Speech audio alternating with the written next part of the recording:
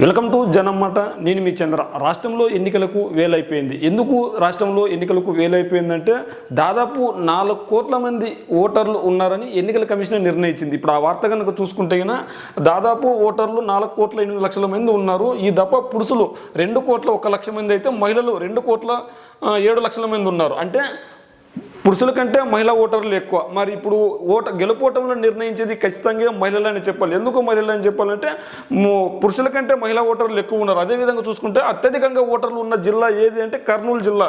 కర్నూలు జిల్లాలో 20 లక్షల ఓటర్లు ఉన్నారు. అల్లూరు జిల్లాలో అత్యల్పంగా 7 లక్షల మంది ఓటర్లు మాత్రమే ఉన్నారు. 80 ఏళ్ళ నిండిన వారు, దివ్యాంగులు, కోవిడ్ బాధితులకు ఇంటి వద్దే ఓటు హక్కు వేసుకునే అవకాశం కల్పించింది ఎన్నికల కమిషన్. అంతేకాకుండా మరి ఈ దివ్యాంగులు కావచ్చు, వృద్ధులు కావచ్చు, ఎంతమంది ఉన్నారు మనం లెక్కేసుకున్నట్లయితే 80 ఏళ్ళు నిండిన ఓటర్లు దాదాపు 5,76,791 మంది ఉన్నారు. దివ్యాంగులు 4,87,594 మంది ఉన్నారు. అంటే ఇప్పుడు మనం గెలుపోవడం నిర్ణయించేది ఖచ్చితంగా ఓటర్లు. ఆ ఓటర్లు కూడా మహిళా ఓటర్లకు పెద్దపీట వేసి ఉన్నారు. ఎందుకంటే దాదాపు పురుషులకు ఓట్ల కంటే మహిళా ఓటర్లు అత్యధికంగా ఉన్నారు. ఇదే మనం చర్చించుకున్నట్లే గత 4.5 సంవత్సరాలుగా జగన్మోహన్ రెడ్డి గారు మహిళలకు ఎంతో అభ్యున్నత కల్పించారు. ఏ విధంగా అంటే జగన్మోహన్ రెడ్డి గారు ప్రవేశపెట్టిన ప్రతి సంక్షేమాన్ని మహిళలకు నేరుగా చేరవేసే విధంగా ఉంది. మరి పురుషులకు కూడా సముచిత న్యాయం కల్పిస్తూ వాళ్ళకు కూడా అదే విధంగా అభివృద్ధి కార్యక్రమాలు కావచ్చు అన్ని విధాలుగా చేసుకొని వచ్చారు. మరి ఎన్నికల కమిషన్ దాదాపు 4 కోట్ల ఓటర్లనే ప్రకటించింటే ఈ రోజు చంద్రబాబు నాయుడు గారు 175 మంది ఎమ్మెల్యే స్థానాలను కావచ్చు, 25 మంది పార్లమెంట్ స్థానాలను కానీ ఎందుకు ప్రకటించలేకపోతున్నారు అంటే ఇప్పటికీ ఎన్నికల కమిషన్ ముందుగా ఉంది, ఓటర్లు ఫైనల్ చేసేసింది. మరి ఇప్పటికీ టీడీపీ జనసేన పొత్తు ఏ విధంగా ఉందో తెలియలేదు. మరి రాష్ట్ర ఎన్నికల సంఘం కావచ్చు, కేంద్ర ఎన్నికల సంఘం కావచ్చు రాష్ట్రంలో ఎన్నికలు నిర్వహించడానికి సన్నిద్ధం చేసేసింది. ఏ విధంగా దాదాపు 4 కోట్ల మంది ఓటర్లను కూడా రిలీజ్ చేసింది. అంటే ఈ ఫైనల్ ఓట్లు కొత్తగా అప్లై చేసుకోవడానికి కూడా అవకాశం ఉండకపోవచ్చు. ఇంకా అంటే ఇప్పుడున్న ఓటర్లను మాత్రమే ఉంది. మరి చంద్రబాబు నాయుడు గారు ఒక్క ఎమ్మెల్యే కావచ్చు, 2 ఎమ్మెల్యేలు కావచ్చు, ఒకరిద్దరు నరకొరా ప్రకటించారే కానీ టీడీపీ జనసేన పొత్తులో ఎన్ని సీట్లు గెలుచుకుంటారు ఏం కథ అన్నది కూడా వీళ్ళకి తెలియలేదు. 175 సీట్లనే ఫైనల్ చేయలేకపోతున్నారు. మరి 4 కోట్ల ఓట్లని వీళ్ళు ఎలా వేపించుకోగలుగుతారు అన్న ప్రశ్న కూడా లేవనెత్తుతున్నారు. ఇప్పుడు 4 కోట్ల మంది ఓటర్లను తమ వైపు నిలుపుకోవాలంటే ఖచ్చితంగా ప్రజల్లో ఉండాలి, ప్రజల్లో తిరగగలగాలి. మరి 175 మంది ఎమ్మెల్యే అభ్యర్థులను కావచ్చు, 25 మంది పార్లమెంట్ అభ్యర్థులను కావచ్చు టీడీపీ జనసేన ఇప్పటి వరకు ప్రకటించలేదు. అంతలోనే ఎన్నికల కమిషన్ తుది ఓటర్ల లిస్టును విడుదల చేసింది. అంతేకాకుండా ఎన్నికల కమిషన్ ప్రెస్ మీట్ పెడితే 2019తో పోలిస్తే రాష్ట్రంలో 15 లక్షల అదనంగా పెరిగిన ఓట్లు. అంటే 2019తో పోలిస్తే 2024లో 15 లక్షల మంది కొత్తగా ఓటు హక్కు వినియోగించుకోబోతున్నారు. ప్రతి 1,500 మందికి ఒక పోలింగ్ బూత్ ఏర్పాటు చేయనున్నారు. అంటే ఎవరికి ఎక్కడ ఇబ్బంది కదలకుండా కేవలం 1,500 మందితో మనకి పోలింగ్ బూత్ ఏర్పాటు చేస్తే సక్రమంగా ఓటు వేయించుకుంటారు. అందరూ త్వరగా ఓటు వేసుకునే అవకాశం ఉంటుంది.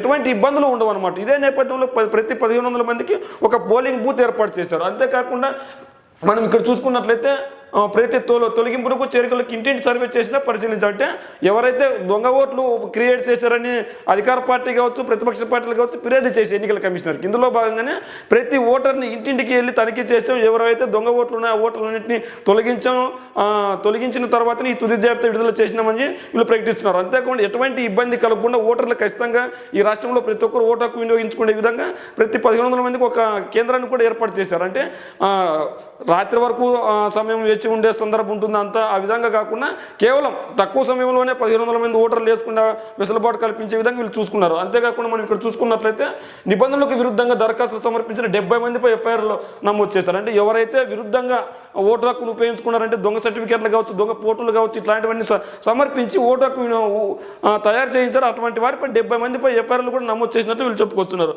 ఇప్పుడు ఇది ఇక్కడున్న ఓటర్లకు ఈ విషయానికి వస్తే ఆంధ్రప్రదేశ్లో ఎన్నికలకు సన్నిద్ధమవుతున్న తరుణంలో వైఎస్ఆర్ కాంగ్రెస్ పార్టీ మాత్రం మార్పులు చేర్పులు చేస్తూ ముందుకు దూసుకెళ్లిపోతుంది.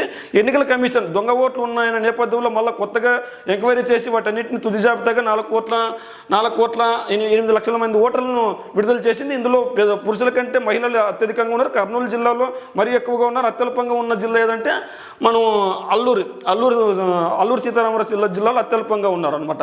అంటే ఎన్నికల కమిషన్ ముందుకు వెళ్ళిపోతుంది ముందుకెళ్ళిపోతుంది, వైఎస్ఆర్ కాంగ్రెస్ పార్టీ ముందుకెళ్ళిపోతుంది, జనసేన టీడీపీ పొత్తం ఇంకా తేలట్లేదు, వెనకే ఉన్నారు. పొత్తు అయితే ఖరారైంది కానీ ఎవరికి ఎన్ని సీట్లు అనేది తెలియట్లేదు, ఏ స్థానంలో ఎవరు నిలబడతారని కూడా తెలియట్లేదు.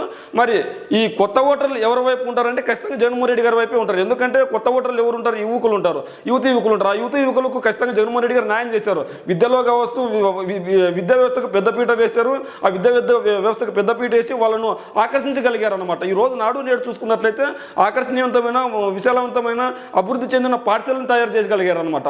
ఆ నాడు నేడు ఒక్కటే అంటారు, జగనన్న విద్యా దీవెన కావచ్చు, ఫీజు రిమెంట్ కావచ్చు, వసతి దీవెన కావచ్చు, ఉద్యోగాలు కావచ్చు, సచివాలయ వ్యవస్థ ద్వారా వాళ్ళకు మెరుగైన సేవలు కావచ్చు, ప్రతి ఒక్కటి ఎవరికి ఇబ్బంది కలగకుండా యువతకు పెద్దపీట చేస్తారు జగన్మోహన్ రెడ్డి గారు. ఈ నేపథ్యంలో యువత జగన్మోహన్ రెడ్డి గారి వైపు ప్రముఖంగా ఉంటారు. అంతేకాకుండా మహిళలకు కూడా పెద్దపీట వేశారు. మహిళలకు పెద్దపీట ఏ విధంగా ఇస్తారు? జగనన్న ఆసరా ఈ రోజే మనం విడుదల చేస్తున్నారు అనమాట.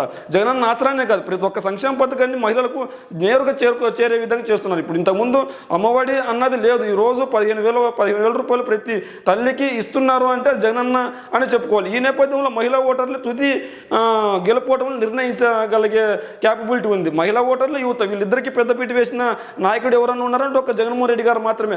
అలానే పురుషులకు అన్యాయం చేశారంటే పురుషులకు కూడా సముచిత న్యాయం కల్పిస్తూ రైతు భరోసా కావచ్చు, రైతు భరోసా కేంద్రాలు కావచ్చు, లేదంటే వాళ్ళకి కావాల్సిన సర్టిఫికేట్ జారీలు కావచ్చు, ప్రతి ఒక్కటి చెరువులు వాళ్ళకు అందే విధంగా జగన్మోహన్ రెడ్డి గారు చూశారు.